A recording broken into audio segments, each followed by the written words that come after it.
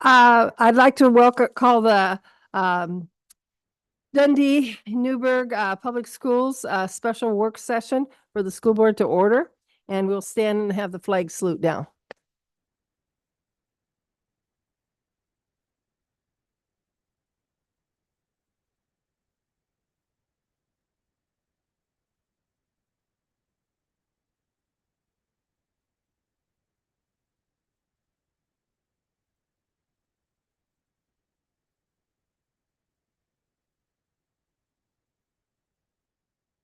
We will now recess to executive session as per ORS 192.6602B to consider the dismissal or disciplining or to hear complaints or charges brought against a public officer, employee, staff member, or individual agent who does not request an open hearing.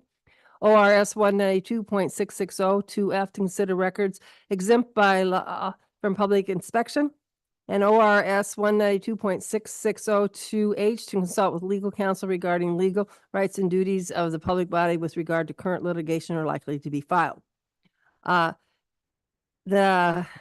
representatives of the news media and designated staff shall be allowed to attend the executive session. We will hold our executive session in the superintendent's office for the duration. Representatives of the news media are specifically directed not to report on or otherwise disclose any of the deliberations or anything said about these subjects during the executive session, except to state the general subject of the session as previously announced. No decision may be made in executive session. At the end of the executive session, we will return to open session. It also states media can be excluded for the following reasons, but we are not meeting for any of those reasons tonight. So now we will adjourn to executive session and return when we're finished. Thank you.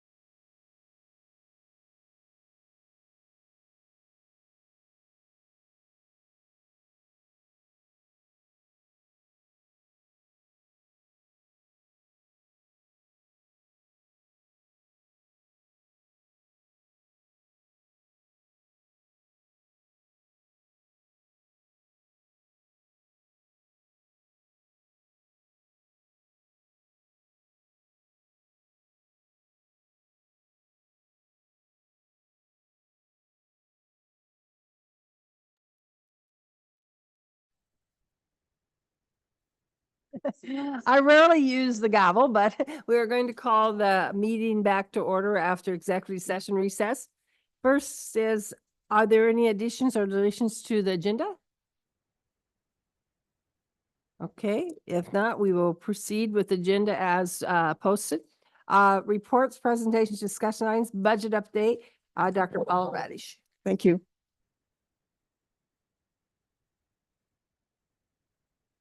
So I'm here this evening to present to the board an update regarding our budget.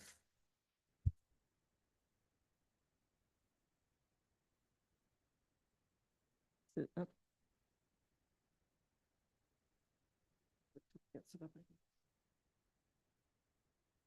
There we go. Do I have to point at that thing to get it to me? Okay. I'm going to have you advance it because I can't do that. So let's go on to the next. Okay. So just as an overview of the presentation this evening, we're going to look at by the numbers, just a very brief number look because the board has spent an extensive amount of time on the budget committee and with Jackie from our Oregon School Boards Association or Oregon School Business Association, looking at the numbers. We're going to look at enrollment this evening, class size ratios, budget errors, and then next steps and where we're headed as a district.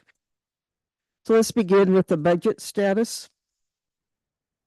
By the numbers, and you'd heard this before, for the current school year, the deficit appears to be about 1.7 million, and we know that that amount can swing either way by at least a couple of million, hopefully the positive way, but we don't know yet.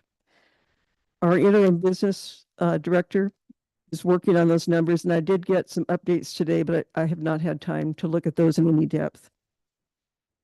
For next school year, the last estimate that we received was a negative $12 million. And again, these are moving numbers because of the work that we're currently doing. So let's take a look at some of the reasons. How did we get here?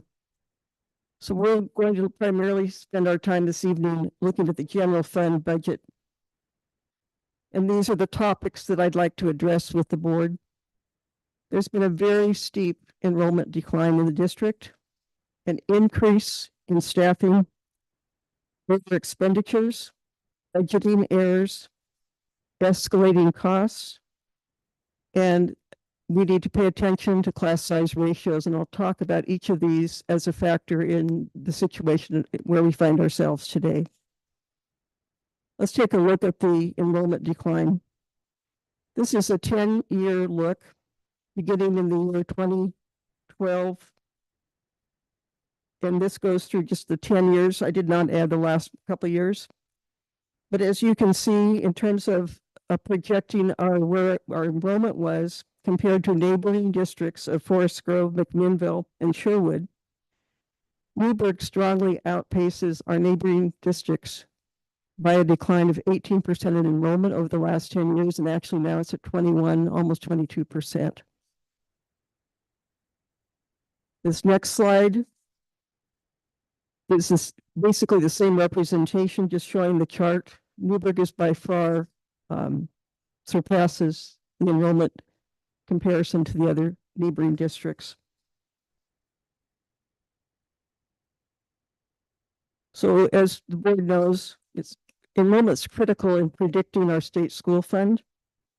So the estimated cost per K-12 student is almost $12,000 per student, and a loss of 100 students results in the loss of an estimated $1.2 million in funding.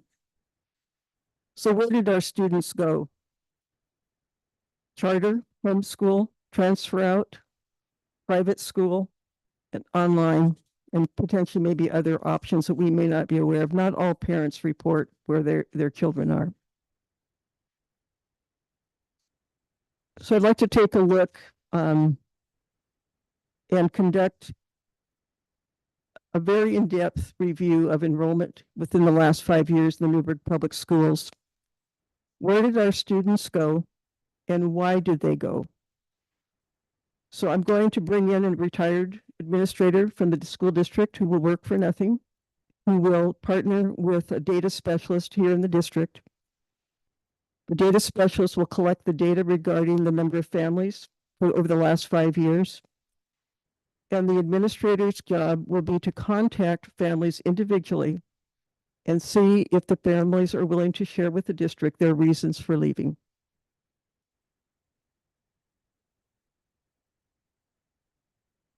Another factor significantly impacting our budget situation is staffing increases in a time of dramatically declining enrollment. This next chart you've already seen from Jackie Olson, and the numbers are hard to read, but it's not the numbers I want you to look at, it's the lines. You can see in the top line, the blue line is staffing. The orange line is enrollment. You can see the disparity. Where are those lines? They're supposed to intersect if as best as possible. The last year they did was in 2011-12. And there were, as you can see, other increases over the years, but and a substantial drop in enrollment, considerable drop the last few years. We cannot continue to hire staff when we do not have the funds to support it or the students. Another factor influencing our budget situation are over expenditures. And I'm not going to spend a considerable amount of time on these items this evening because these have been discussed in the budget committee. But as we know, the transportation fund is over by at least $1 million, high cost disability, instruction by around 800,000. And then as we know, that staffing comprises 79% of our general fund. So every time we hire staff, it adds costs to our budget. The other area I'd like to address are the other escalating cost factors that I've been able to look at so far. And here they are: utilities, leaves, litigation, salaries, and benefits. So I took a 3-year view of utilities from 2011-12 to the current school year. And you can see that there is a significant increase from even last year to the current year. Oh, I'm sorry. These are not from year to year. I had a very long list of utility costs. And what I decided to do is kind of break them into segments. So this chart is not year to year. I do have the year to year if you want to look for 10, 15, 20 years. But I thought it might be helpful just to kind of look at them in groups. So this first date that I looked at was 11-12, and the cost at that time, and I rounded the numbers. For the cost for utilities at that time was $350,000. And then some years later, it grew up to $545,000, about a 55% increase. And now we're at almost 76% increase. We have got to get a handle on that. A big factor, and we know this, when you add schools and square footage, you're going to have increased costs. This is not acceptable, though, this number. We cannot continue this. The cost is too great. We're taking money out of the classroom, and we want rooms to be warm and cool when they need to be. So we've got to take a look at our systems and see if there's anything we can do to mitigate this. So the next slide I would like to show you is a year-to-year comparison, just last school year and this year by school regarding the differences. And you can clearly see I've marked in red those schools that have had considerable increase in prices. And you know that Edwards we have new building. We have a lot more square footage. I'm not sure that I understand why some of these schools, we haven't done a lot of work in theirs. We haven't added a lot of square footage. We have to look into why those costs have increased so much this year. So the total of all building utility costs just in 1 year increased by 51%. That's not sustainable. Not with our current budget situation, or even if we were in better times. Let's take a look at salaries. And the salary trends are they're interesting because there's an anomaly here. You would think that salaries would increase markedly from year to year. And you'll see from 21 to 22 or 22, 23, the change was negligible. Why is that? we had a substantial number of contracted employees. They're not our employees. We contracted for services. If you recall, the district was having difficulty hiring individuals, so the district contracted. So those salaries are not reflected here. They're reflected under contract line items. Let's take a look at benefits and you'll see the same pattern. It's pretty flat for a year and then it's somewhat increased. Certainly I'm not clear as to why such a minimal change from last year to this on the benefit side. I'm going to look into that a little bit more. So I got these numbers from our payroll individuals today. But I also want to be sure there could be an error, but I did talk with them. I said, this seems very strange. And they concurred, but they didn't find a reason for the differential other than the contract employees. Of considerable expense and grave concern in not only this district, but across the state of Oregon is the absentee rate. And this is for all employees. The good news was in the year 21-22, between that year and the following year, actually the rate dropped. Look at this year. 21% increase in people taking leave. 21%. That is not sustainable and it's not acceptable. Our students deserve to have our staff every single day.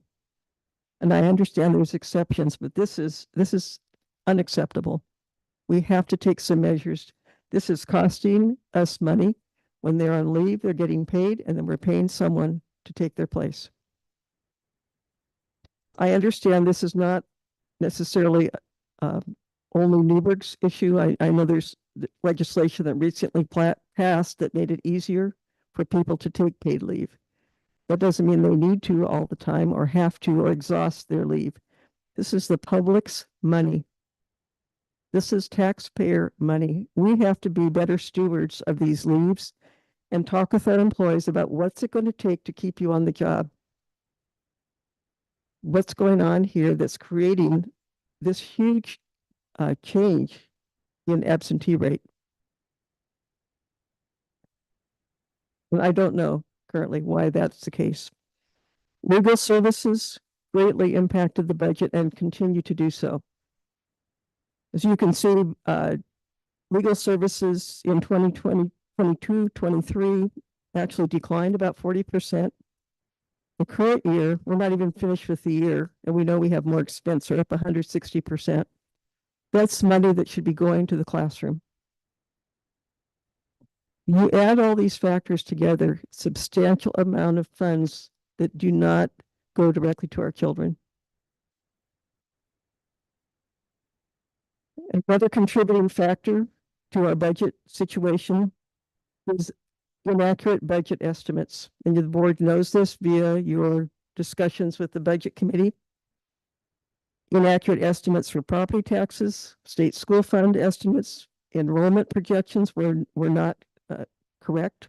Staffing and beginning and ending fund balances were not projected correctly. A huge factor impacting our budget and driving up staffing costs are class size ratios. And that's the number of children per teacher, classroom teacher. There are other ratios as well for specialists, but I'm only focusing today on classroom teachers. The next slide shows you how schools in the Newburgh School District were staffed, the ratios that we were using from 2006-07 through 2011-12. So the first line is K3, and you can see the ratios, generally around 25 to 26 to 1. And then 4-6 was more, and you can see the years that it went up. I remember those years. We had budget reductions. We had inadequate funding from the state. The next slide shows the middle and high school staffing ratios used during that same time frame. And you can see that staffing generally is more at the middle and high school than it is at elementary. Those rates, again, fluctuated dependent on budget and on the number of students there, but primarily on budget. We tried to staff around 27. It didn't stay that way. You can see that times we were up in 30. And I'm sure if you talk to teachers, there were individuals certainly who had class sizes larger than that. In the high school, same thing.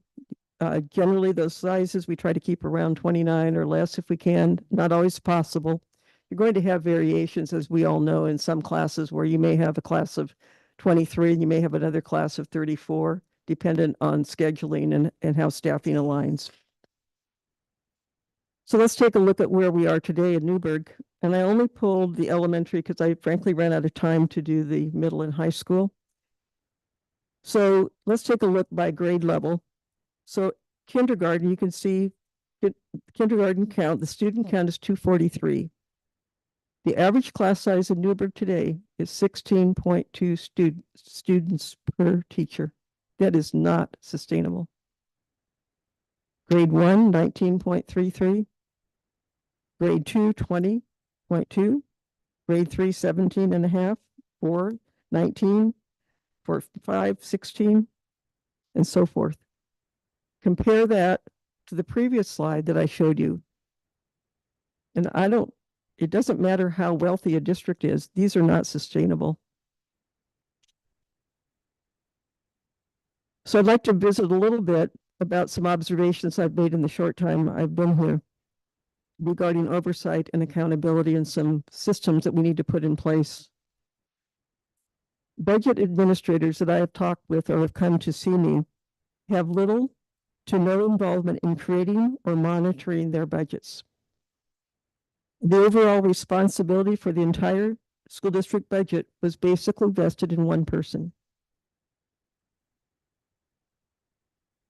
There is no evidence of ongoing intentional monitoring of class size, staffing, or budget. And there's also a perceived lack of understanding as to how the system should function. What should it look like? So here's the next steps. Today we met in session with about 40 individuals. These were administrators from all the schools. They were representatives from the associations, from all four groups. We had 2 school board members present. And we began to develop a consensus criteria framework for how we're going to evaluate proposed budget reductions. We did come to a consensus on about 5 items. I did not have time before the meeting tonight to list those, but we will be sending that out. We just completed summarizing those, and we will send that out to the community, to staff, and certainly to the board. After the group left today, we asked them to do this. We understand that staff are gone primarily for the summer, but we want them engaged in this process as much as they want to be engaged. We've asked each of our account leaders and head leaders to make contact with their group, their team. That could be via Zoom. It could be in-person meeting, however their staff choose to do it. Again, this is optional. But to request input from them regarding potential budget reductions, but also opportunities for savings. We don't know all the answers. We had some wonderful suggestions today about strategies that we needed to consider when we looked at the budget, things that would help us. Claudia Stewart, who's retired communications director from the school district, who's working at no cost, came in to work with our communications specialist, Gillian Daly, and we did a very excellent job designing a communications process. We're going to be asking each of the board members and each of the budget committee members to join us, and most likely at the high school commons, to listen to our community, our staff and our students and parents regarding proposed budget reductions. Process will be where each board member and budget committee member sit at a separate table. So if Tabitha here is a patron of the district and wants to go to Trevor's table, Trevor will have, and the list will all be posted about the proposed reductions. And Trevor's not going to say anything other than thank you for coming. I'm here to listen. His job is to take a yellow pad or a computer and to take notes relative to what the patron is saying. And that includes suggestions that they have for us. That's saying that will go on all the tables. Individuals who are not inclined to visit with the board or budget committee do not need to do that. They can fill out a card at this session, or they could probably also send something in online. We have established a link where our community and parents and staff and students can send questions. So one of the things that we will be doing then is, once we get questions regarding the budget reductions or process, we will put together probably every day for quite a while, probably not more than 4 or 5 questions and answers. I think if we get too much out there, it just gets more complicated. So we're going to do that. We'll take the priority questions. We'll try to group them as the most highest, greatest need as best we can. If we think we need to go beyond 4 or 5, then we'll do what we need to do. So you can anticipate looking at those questions and answers. And I encouraged that we had an all-staff meeting, as the board knows, on Friday. I had a really good turnout. It was an optional meeting for staff. It was their last day with students. It was a tough day to be gone, but I really have a tremendous amount of admiration for our staff who took the time to come over to the auditorium and to listen to this budget presentation. We can't get through this time without their support. And I asked today for volunteers to come and form work groups to help us think through some of these things. So here's the next steps in terms of an estimated calendar. And I would ask the board to be kind that I may not be able to meet these, but we'd like to try. We're going to do our best. So we've already done some staffing recalibration, and we'll be continuing that process. I've been working on class size ratios. Our interim director of finance also is very skilled at doing that. I think there's somewhat of an enigma or a mystery as to how class size ratios are done. It is not software. It is not. It's a piece of paper and a pencil. And if you want to use an old-fashioned calculator, it's pretty simple. All you do is you take the number of students, figure out what your ratio is, and see what you get. Now, it doesn't always work perfectly. We know that. Students aren't born in equal batches. And that's where the difficult kinds of things come in. And there may need to be blends. There may need to be other issues. But I was talking to an association member today who was really wonderful. She had some amazing suggestions that some of our staff could use in their buildings when they encounter an equal number of students. How do you problem solve that? How do you do that in the best interest of students so they get the best education that we can provide? So I'm excited about the energy that we have, the hopefulness, but I'm worried a little bit that we're in denial. I think when you leave, you anticipate that everything will be as it was when you return. That is not the case. This is a massive hole. This means jobs. This means people's livelihood, their families. We have had some resignations. I understand that. But it's a very, very difficult time. And we appreciate the board's positive and encouraging outlook, but there will be some very difficult days, and we have not even gotten close to those yet. So we've already had, and we'll continue to do budget engagement planning. And if people have suggestions as to how we can engage our community better and more and quickly, we will do that. We've already created the consensus criteria. We'll get those, as I said, listed for everyone. We will begin as well to create potential RIF lists. We have some that have already been made. My comment is all the RIFs, not all of them, but many of them will be looked at again through this filter, through these criteria. Some decisions were made that may not be in the best interest of our district.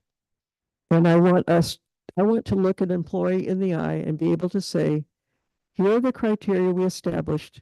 in good faith, I am sorry, but we will need to let you leave.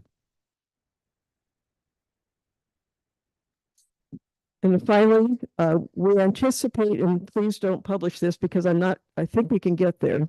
June 25th and 26th, that's when we begin our community sessions. I don't know about the availability of the board or the budget committee. So this is a estimated calendar. Once I explain to you, once those groups meet, we're going to ask the budget committee and the board to submit what they've heard, and we'll compile those. On the 29th and 30th, we will have a draft set, hopefully a budget reduction recommendations to the board of directors. And then currently, I intend to continue ongoing conversations with all the employee groups regarding reduction in force and the potential for furlough days. I met with the leadership of the Newburgh Education Association, and I will be meeting with the Classified Association president. He's been on leave with her family, but we'll be meeting, I believe, on Thursday. So here's how anyone can help. Please stay engaged, stay informed, and stay off social media. It does not have the facts. Please submit your questions electronically. If you call us, we don't have the bandwidth to answer every phone call. Read the Q&A. Be knowledgeable. Don't just listen to rumors, because that's already rife in this community. Be kind, be patient, but mostly be thoughtful too. And we frankly need all of us to get this to work. It's an extremely short window with a massive, massive problem. So I want to thank the board for your support in this effort. We're going to work very, very hard to see if we can meet these benchmark dates. If not, you definitely will hear from me about why we can't. I'm committed to being here through this process, but I also committed, and I think there's a rumor that I plan to stay forever. I do not. I plan to stay by 60 days, and that hopefully will be enough to get us through this part of the process. So that concludes the presentation. I'm happy to answer any questions the board might have.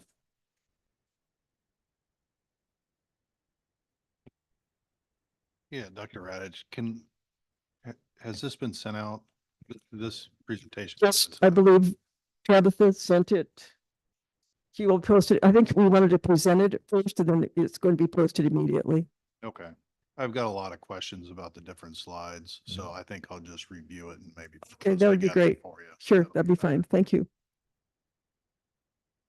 At the legal services, do we have any idea what an acceptable budget is for that, or what we would try to do going forward? The only way I could answer that maybe, Saul, is to go back a little bit deeper into history. And as the board is aware, I've worked here for 13 years and we have had history. We did have some legal fees. I'm not saying we didn't. It seems to be an inordinate amount based just on my experience. And I've worked, as you know, as an interim superintendent in Salem and in Beaverton, and don't recall this type of volume of activity. And some years are just that way. I mean, sometimes things happen, but we just can't continue down this path. We have to take care of the business, and that's why we put some money in the budget to do that. But it's a shame because those dollars could be in the classroom. They could be saving jobs.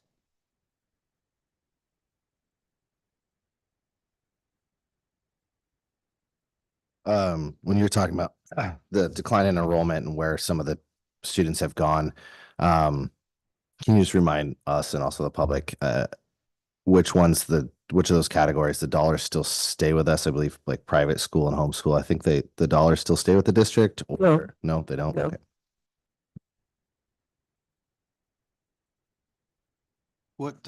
When do you think, you said, correct me if I'm wrong, but I thought you said you were going to hire a retired administrator to come in and do. All right. Yeah, you're doing them for free.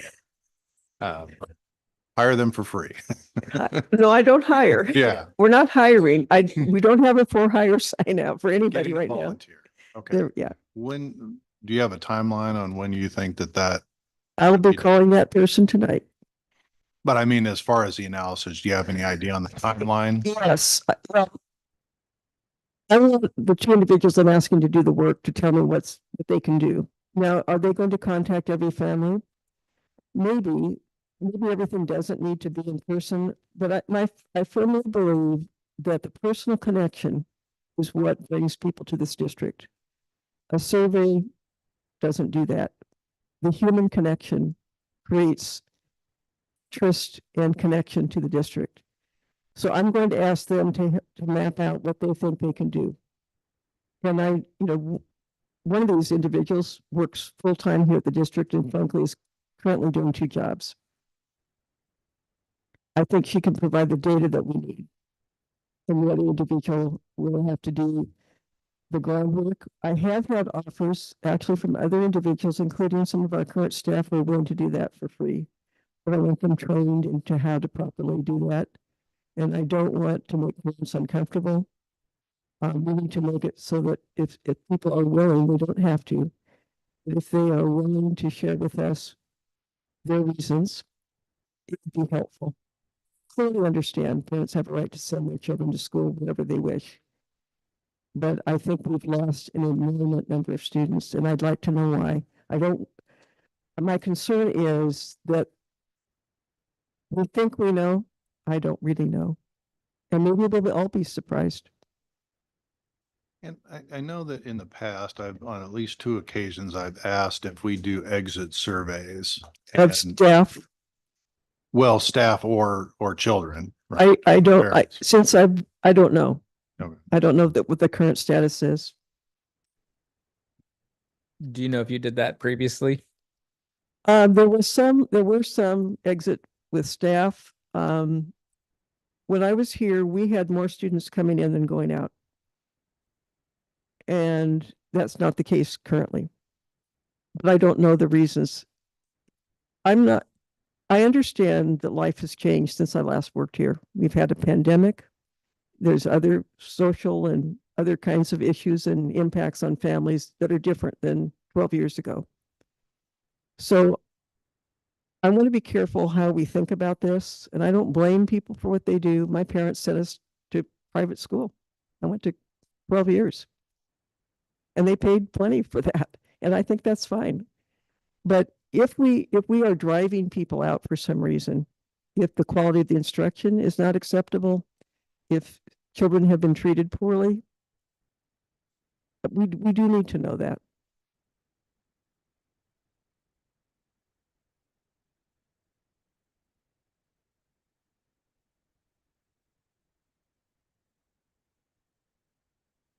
Are there any other questions for Dr. Radish?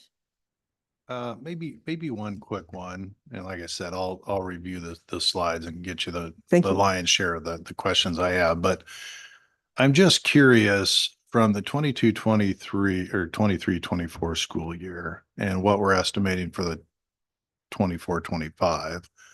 What's the difference in estimated and actual school enrollment for 23-24? And were the numbers provided by Oregon Department ODE Yes, used accurately in those calculations on what revenue would be? they weren't initially. The district was overly optimistic in estimating enrollment. There's no way in my review of the data that the number that was projected would work. Maybe it would. But when you budget for school budgets, you have to be conservative. You have to basically underestimate, not to the point where you compromise the organization.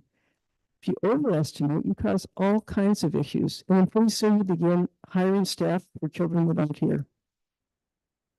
And it's that number has been changed by the program director and by Jackie to more carefully and closely reflect what we think will be the actual number.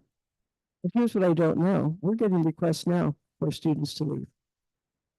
And given our budget situation, let's be realistic. I think that unfortunately will grow unless we can figure out a way to turn that tide. So the numbers, like you had on one of your slides, an estimated cost per child. I think it was 10,000, almost 11,000, wasn't it? Close to 12, and Oh, it could be different. I did that particular slide probably a year or so ago, so I But would. not all look that at- comes from the state school fund. Some of that's local revenues. Well, it's a mix, yes, yeah. So I guess my question was the estimate, two things. Was the estimate for how much we'd get from the state school fund accurate in the initial budget estimate? And what was the difference between, do we know what the actual student enrollment was this Yes. year? And Yes, we do. what was the difference between what was estimated and what was actual? It's estimated for next year. No. What was estimated based on the 23-24 budget and what was the actual? I would have to go back and look. The budgeting does not include a lot of the data that we used to include. You could go to the front of almost every budget and look back 10 years and find all that. It's harder to find. I almost have to go program by program. I think the district would be better served to go back to including those initial summaries. Everyone should be able to look at a snapshot rather than having to go through pages and pages to find that data. So Trevor, I think if you can get me those, I don't want to misquote the numbers. I don't have them in front of me right now, but I certainly want to be accurate as we can be. The numbers that I used on the charts that you saw for enrollment over that 10-year period were all from the Oregon Department of Ed website, directly from their site.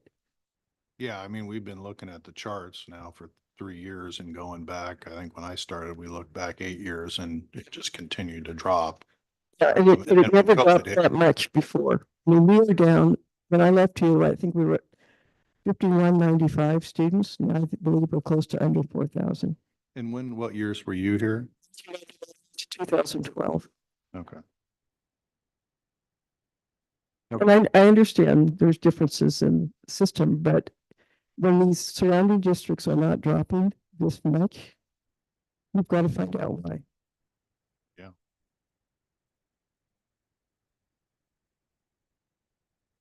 Are there any further questions for Dr. Radish?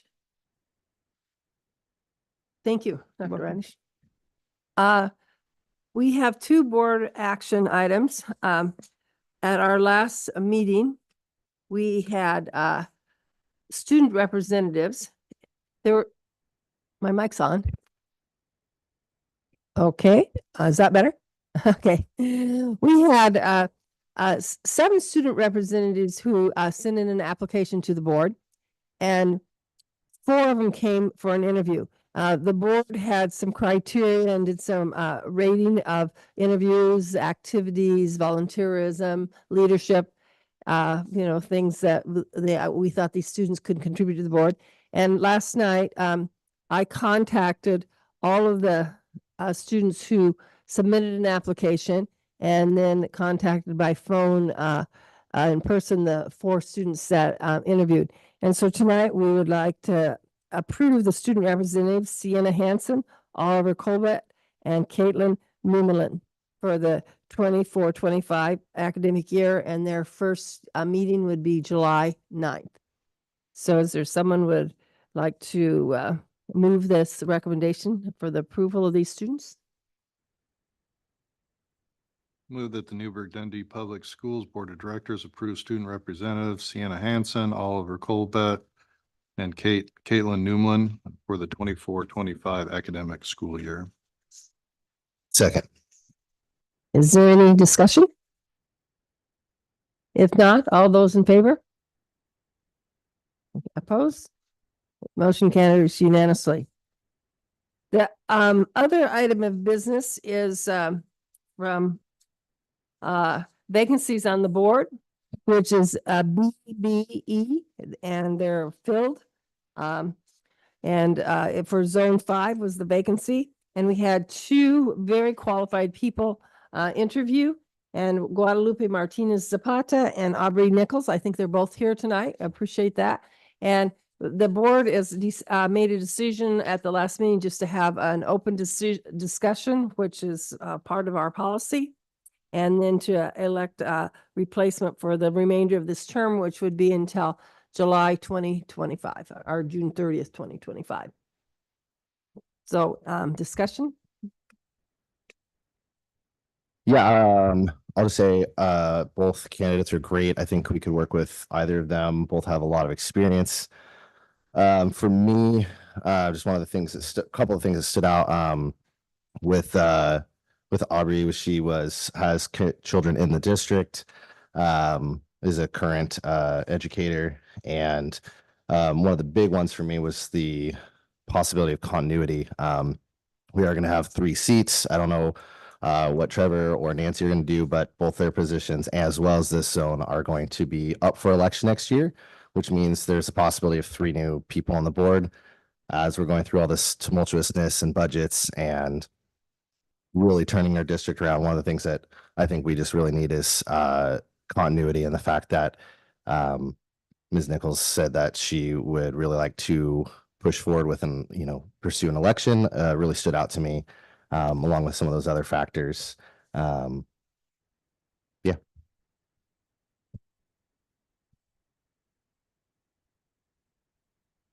I would agree that actually all 3 of them were great. I mean, well, the one gentleman couldn't do it with technicalities, but definitely had the charisma to follow up with that. But the 2 remaining candidates are both very well qualified. I would agree with you, board member Wolfer, about like continuity and maybe going an extra term. Though on the flip side, I am concerned with Aubrey's, I mean, maybe ability to stay, well, not stay, but ability to, and I know I asked the question and they both answered, but the ability to join on extra meetings, it sounds like she has a new job this year with administration of a school. That can take a lot of time away on evenings and the evenings that we may need to meet and have these discussions.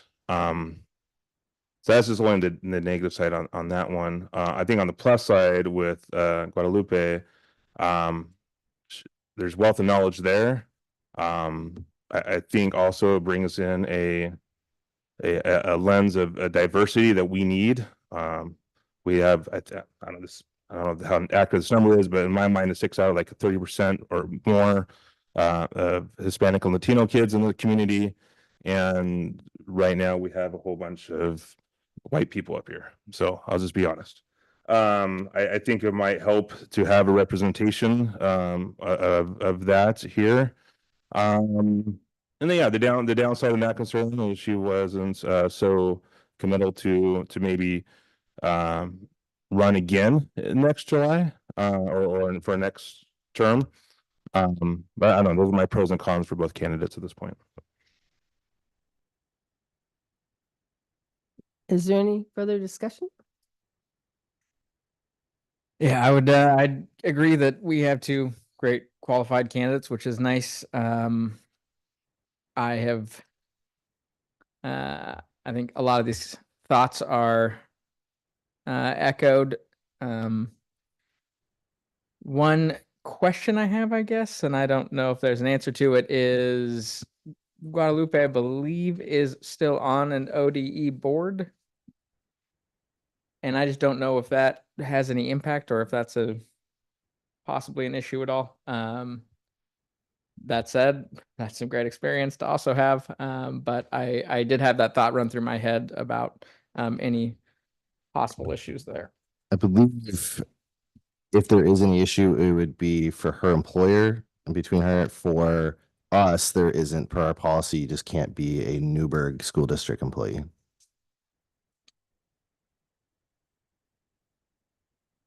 And again, I think that it can go both ways, but I think on the plus side, there's a lot of experience and a lot of depth of knowledge that, quite frankly, I don't think that we have, which is awesome. On the other side, I do worry that I think that there is a large segment of our community that is struggles with the way that the state tries to operate. And a worry that maybe that brings in a perspective that is more large state look and less local community member look. Not to say that will be the case, but just as far as the impression, I'm really struggling because I don't think we can go wrong. And I think that's a wonderful position to be in. But yeah, those were some of my thoughts. Is there any further discussion? If not, we can have a motion. I'll make a motion. I move that the Newburgh Dundee Public School Board of Directors appoint Aubrey Nichols to the vacant Zone 5 position. Is there a second? I second. Is there any further discussion?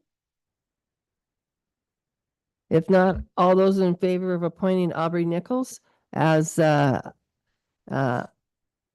member from Zone 5, please indicate by aye. Aye. Those opposed? Okay, the motion carried. So Aubrey, congratulations on being selected. This is a decision if you want to, we have a board meeting on the 24th and we have one on the 11th. And we do have oath of office if you want to take it and join tonight, or if you would prefer to wait when your family could be here and join at next Monday or on the July 9th. It's up to you. I believe the policy states that it needs to be seated immediately. I have the policy here and yep, I have it right here.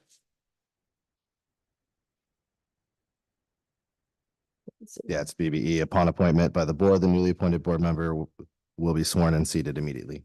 Okay, so here we go. Come on up. Just here, Where there's a mind. yeah.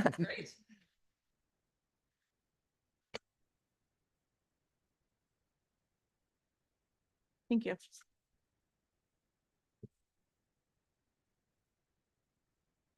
So if you would like to say the oath and put your name in there. Okay. Oh, before she does that, I would like to say thank you to Guadalupe for Yes. your, Yes, thank you very much. Thank you. it was wonderful to have two qualified, and I really appreciate when both of you interviewed and said, you know, you were pleased that you knew that Zone 5 would be well represented to whoever was selected. So thank you. Okay. I, Aubrey Nichols, do solemnly swear that I will support the Constitution of the United States, the Constitution of the State of Oregon and the laws thereof, and the policies of the Newburgh Dundee Public Schools 29J. During my term, I will faithfully and impartially discharge the responsibilities of the school board member to the best of my ability. Thank you. Dated this the 18th day of June 2024. And so you will sign it and date it and you're official. Wow.